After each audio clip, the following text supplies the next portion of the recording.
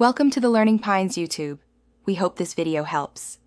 You start by making sure your Blackmagic RAW clips are ready and Premiere is set to respect them. Import RAW files, then create a sequence that matches frame size and frame rate so you avoid automatic scaling or resampling. Once done, right-click a clip, choose Interpret Footage and pick the Blackmagic Film Gamma or Curve preset to retain full dynamic range.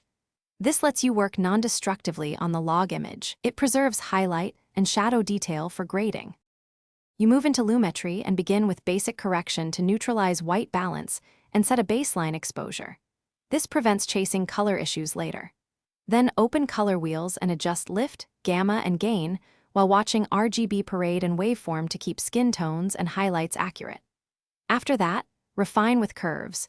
Use RGB curves for overall contrast and hue vs hue or hue vs sat curves to fix selective color casts. Make measured moves. Small adjustments preserve. You finish by applying a creative LUT or film emulation on an adjustment layer, dialing its intensity to taste, often 20 to 40%, to avoid clipping clunky colors.